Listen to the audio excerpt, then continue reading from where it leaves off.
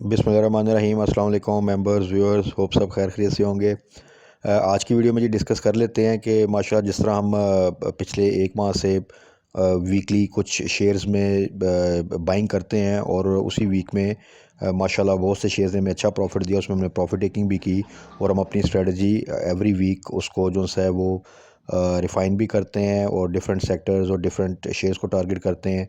तो आज की वीडियो में भी देख लेते हैं जी इस वीक में कौन से शेयर्स हैं जो कि हमें बाय करने चाहिए विद मिनिमम रिस्क, और इस वीक में वो थोड़ा सा हमें अच्छा प्रॉफिट दे देंगे।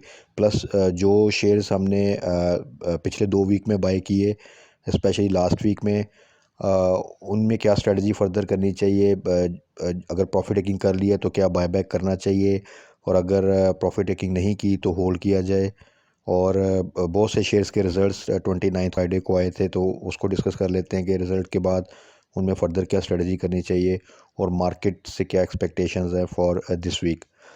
तो सबसे पहले मार्केट देख लेते हैं। लास्ट वीक में आप सबको पता है जिस तरह थोड़ी सी कुछ चीज़ों पे क्लैरिटी हुई, ख़ास तौर पे DGISI का इशू क्लियर हुआ, सऊदी अरब की तरफ से हमें काफ़ी फाइनेंशियल सपोर्ट की अनाउंसमेंट हुई।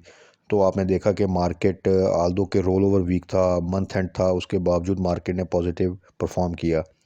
ये चीज़ ये थोड़ा सा बताती है कि मार्केट में क्योंकि शेयर्स की प्राइसेस बहुत ही चीप रेट पे अवेलेबल हैं, बहुत रिजल्ट्स बेहतर हैं, रेट्स बहुत कम हैं। तो जैसे ही थोड़ी सी बेहतर न्यूज़ आई, कुछ चीज़ें क्लियर हुई, तो मार्केट में आप देखें कि उसमें बाइंग आई। आल्दो के जो नया सिस्टम आया था उसकी वजह से थोड़े से वॉल्यूम्स का इशू हुआ, बहुत सी प्रॉब्लम्स फेस की, जिसके ऊपर अभी ये न्यूज़ आ रही हैं कि नेक्स्ट वीक से यानी फ्रॉम टुमारो आई थिंक जो ओल्ड सिस्टम है उसी के ऊपर ट्रेडिंग होगी, जब तक कि नए सिस्टम में जो भी प्रॉब्लम्स हैं वो ओवरकम नहीं हो जाती। तो देखें जैसे ही चीज़ें थोड़ी सी क्लियर हुई तो लास्ट वीक एक अच्छा पॉजिटिव ट्रेंड रहा और मार्केट ने काफ़ी अरसे के बाद 46,000 का लेवल ब्रेक किया और उसके ऊपर ही क्लोजिंग दी, विच इज़ वेरी गुड। अब नेक्स्ट वीक के लिए हमारी क्या स्ट्रेटजी है और क्या मार्केट से एक्सपेक्ट हम कर सकते हैं, वो थोड़ा सा डिस्कस कर लेते हैं। तो अभी जो प्रेजेंट सिनेरियो चल रहा है TLP का, अल्लाह का शुक्र है कि उसमें किसी किस्म के ऑपरेशंस के हवाले से भी कोई ऐसी बातें नहीं आ रही, बल्कि जो मुज़ाकरात हैं वो चल रहे हैं और होपफुली इंशाल्लाह ताला अल्लाह करे कि ये चीज़ें मुज़ाकरात से हल हो जाएं। तो ये भी बड़ा एक जो अनसर्टनिटी इस तरफ से आ रही है और जो unpredictable situation time to time हो रही है वो इंशाल्लाह ताला क्लियर हो जाएगी। प्लस IMF की तरफ से भी होपफुली चीज़ें अल्टीमेटली कंक्लूड होंगी। तो ये तमाम चीज़ें जब क्लियर हो जाएंगी तो मार्केट वही जो जिस तरह पहले उसमें एक इंटरेस्ट थोड़ा सा हो रहा है वो फर्दर अपनी मूवमेंट अपसाइड पे बनाएगी। हाँ, नवंबर में ऑब्वियसली क्योंकि मॉनेटरी पॉलिसी का ऐलान होना है और मॉनेटरी पॉलिसी में अब इस दफ़ा ये तो तकरीबन सब लोग ही इस चीज़ पे माइंड में भी है और एग्री भी कर रहे हैं कि इंटरेस्ट रेट अब इंक्रीज़ होगा। अब वो कितना इंक्रीज़ होगा ये ऑब्वियसली जैसे ही वो डेट करीब आएगी तो एक वो र्यूमर्स आ जाएंगी कि वो 50 बेसिस पॉइंट इंक्रीज़ होगा, 25 या इससे ज़्यादा। अगर वो ज़्यादा इंक्रीज़ एकदम करेंगे तो ऑब्वियसली उसका एक नेगेटिव इम्पैक्ट पड़ेगा। थोड़ा सा करेंगे तो मार्केट उस चीज़ों को ऑलरेडी डिस्काउंट कर चुकी हुई है, तो वो थोड़ा सा मैनेजेबल होगा। तो फ़िलहाल फॉर टुमारो इंशाल्लाह ताला होपफुली मार्केट जो है वो अपना पॉजिटिव मोमेंटम मेंटेन कर सकती है। और उसमें हमारी स्ट्रेटजी जो होनी चाहिए वो जब तक के बिल्कुल चीज़ें क्लैरिटी के साथ सामने नहीं आती, तो वही कि हमने डिप पे बाय करना है और अपसाइड पे जहाँ पे हमें प्रॉफिट मिले वहाँ पे हमने क्विक प्रॉफिट टेकिंग ज़रूर करनी है। तो उसमें फिर हमें वही फ़ायदा होगा कि हमारा कैश जो है वो हमारे पास फिर से अवेलेबल होगा for buying another share at low price, और दूसरा हम स्टक होने से बच जाएंगे किसी भी शेयर में। तो कल के लिए इंशाल्लाह ताला अब जो हमने शेयर्स पिछले 1-2 वीक में जिनमें एंट्री ली थी और जिनके रिज़ल्ट्स भी आए हैं, ख़ास तौर पे फ्राइडे को, उनको थोड़ा सा डिस्कस कर लेते हैं। उसमें देखें जी सिटी फार्मा का रिज़ल्ट भी ओके है, नॉट सो गुड, बट ये कि जो उसकी प्राइस है, इस प्राइस पे जिन लोगों ने इसको बाय किया वो इसको होल्ड करें, और जिन्होंने अगर बाय करना चाहते हैं तो वो इसको कल डिप पे बाय कर सकते हैं। ये प्राइस इसकी अच्छी प्राइस है, इस पे इंशाल्लाह ताला प्रॉफिट के ही चांसेस हैं ज़्यादा, with minimum risk of downside. Image का रिज़ल्ट बहुत अच्छा आया इस क्वार्टर का as compared to last year, और इसकी जो प्राइस है, जो हमने प्राइस एंट्री प्राइस 17 to 18 थी, जिन लोगों ने बाय किया है, ये 2-3 दफ़ा इस वीक में 19.5 को क्रॉस किया। तो मैंने वीडियोस में कहा था कि आप उस पर प्रॉफिट टेकिंग ज़रूर करें। किसी भी शेयर में, ये वोलेटाइल मार्केट में तो लंबा होल्डिंग का तो वो चांस ही नहीं है अभी फ़िलहाल। एक आध दिन में जहाँ पे प्रॉफिट मिले बुक करें। तो जिन्होंने किया वेरी गुड। अगर इसको होल्ड करना चाहते हैं, अगर जिन्होंने प्रॉफिटिंग नहीं की, होल्ड कर लें।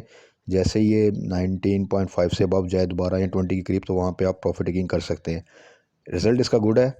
आप इन प्राइसेस के ऊपर below 18, it's a very good buy. हम का अगेन वेरी गुड रिज़ल्ट। इसके प्राइस के हवाले से, इसकी भी जो प्राइस हमने एंट्री ली थी 6 तो 6.5, ये माशाल्लाह अब 7 के करीब है। तो below 7 it's a very good buy. और जिन लोगों ने लिया वो इसको होल्ड करें। इसका टारगेट आप 9-10 कर सकते हैं, बट इन बिटवीन जहाँ पे भी आप प्रॉफिटिंग करना चाहें, इट्स अप टू यू। उसके बाद है जी Indus Dyeing its outstanding result. जितने भी रिज़ल्ट आए फ्राइडे को, उनमें से सबसे आउटस्टैंडिंग रिज़ल्ट इंडस डाइंग का है।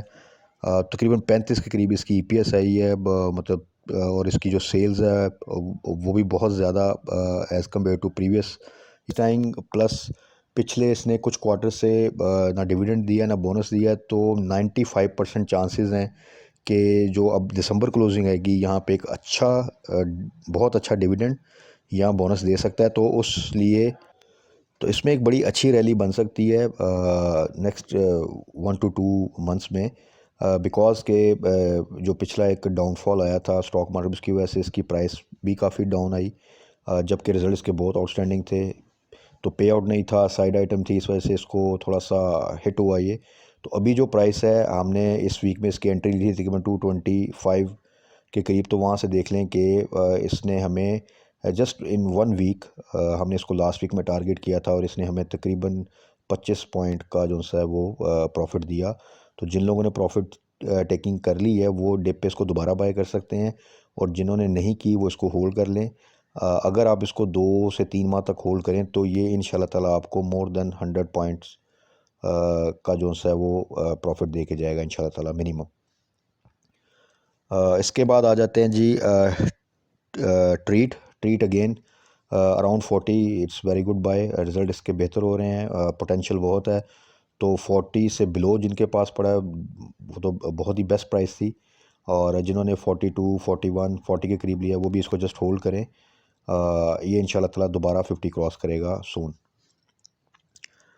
टेलीकार्ड अगेन इसका प्रॉफिट भी इंक्रीज़ हो रहा है, इसकी ईपीएस भी बेहतर हो रही है।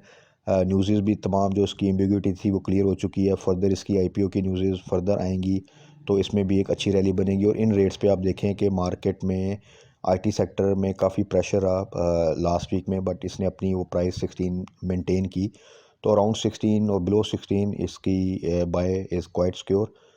जिन लोगों के पास है वो इसको होल्ड करें, और अगर कोई बाय करना चाहता है तो बिलो 16 इसको बाय कर सकता है।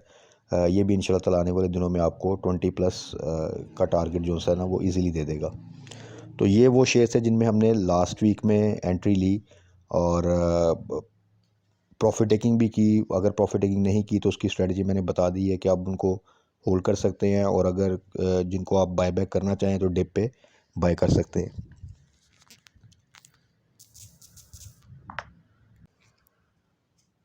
नेक्स्ट आते हैं जी अब कुछ नए शेयर्स जो इस वीक में हम बाय कर सकते हैं, और इंशाल्लाह ताला इसी वीक में वो हमें प्रॉफिट दे सकते हैं। तो उन पे जाने से पहले पीपीएल, ओजीडीसी और सीमेंट सेक्टर, इसको लास्ट वीक में हमने डिस्कस करते रहे टाइम टू टाइम। तो पीपीएल, ओजीडीसी को आप नोट कर लें। इसमें अब आप अभी भी इसको डिप पे बाय करके आप इसको होल्ड कर सकते हैं फॉर 1 to 2 मंथ्स। इसको अब आप थोड़ा सा लॉन्ग लेके चलें डे ट्रेडिंग के अलावा, तो ये आपको अच्छा गेन दे के जाएंगे। तो यहाँ पे मेंशन करने का मकसद यही था कि इस वीक में आप इन 2 शेयर्स को बाय कर सकते हैं, और इनको आप जस्ट 1 to 2 मंथ्स होल्ड करें। इंशाल्लाह ताला दोनों का आप 100+ का टारगेट कर सकते हैं। इसके अलावा सीमेंट में भी आप जो भी शेयर्स जो हमने डिस्कस किए थे, डीजी, मैपल लीफ, छोटे शेयर्स में पावर सीमेंट या एनी अदर सीमेंट कंपनी, तो कोल प्राइसेस क्योंकि अब डाउन साइड की तरफ हैं, तो उनको थोड़ा सा वॉच करते रहें। और सीमेंट के शेयर्स क्योंकि बहुत अच्छी प्राइसेस पे हैं, तो आप इनको भी अगर आप प्रॉफिटिंग कर चुके हैं तो डिप पे बाय बैक करके, तो अगेन इसमें आप प्रॉफिट कमा सकते हैं। तो ये दो सेक्टर्स को आप थोड़ा सा फोकस कीजिएगा again for this month also. अब आ जाते हैं जी शेयर्स की तरफ। तो सबसे पहले गुल अहमद। गुल अहमद का भी जो रिज़ल्ट जी एनुअल क्लोजिंग बहुत आउटस्टैंडिंग आया और क्वार्टर का रिज़ल्ट भी बहुत अच्छा आया। और इसकी जो प्राइस है इस वक्त, अगर आपको ये 48 टू 52 के इन बिटवीन जहाँ पे भी डिप पे मिले, जितना नीचे अगर आपकी बाय आ जाए उतनी बेहतर है। बट ये पूरी रेंज में जहाँ पे भी आप बाय करें तो इट्स अ सिक्योर प्राइस, आप इंशाल्लाह इसको बाय करें, ये इसी वीक में आपको अच्छा प्रॉफिट दे जाएगा इंशाल्लाह ताला। उसके बाद आ जाते हैं साजगार इंजीनियरिंग। साजगार इंजीनियरिंग का आपको पता 30% बोनस दिया था, बहुत अच्छा रिजल्ट था, बट ड्यू टू मार्केट उस प्रेशर रहा एक। तो इस वक्त ये तकरीबन 118 के करीब है। तो अगर आप इसको 112 टू 118 किसी भी रेट में कल डिप पे मिले तो आप इसको बाय कर सकते हैं, और ये भी इंशाल्लाह इसी वीक में आपको अच्छा प्रॉफिट दे के जाएगा। उसके बाद आए थे जी PTCL। Again better result, better EPS, but pressure में है, और इसकी जो रेट है below 9 is very secure rate. और 1 रुपये की आप मूवमेंट का टारगेट करके बल्क में इसको बिलो 9 बाय कर सकते हैं डिप पे जहाँ पे आपको मिले। तो इन डाउनसाइड मार्केट भी इस रेट से नीचे जाने के चांसेस के बहुत कम हैं। तो 8.5 टू 9 के दरमियान जहाँ आपको मिले आप इसको बाय करें और उसको टारगेट कर लें। आप जैसे ही आपको 1 रुपया मिले आप उसमें से प्रॉफिट टेकिंग कर सकते हैं। तो ये थे 3 शेयर्स जिनको आप इस वीक में टारगेट कर सकते हैं, और होपफुली ये तीनों ही आपको इस वीक में ही एक प्रॉफिट अच्छा दे देंगे, और उसमें आप प्रॉफिट टेकिंग करके अपना प्रॉफिट सिक्योर कर सकते हैं।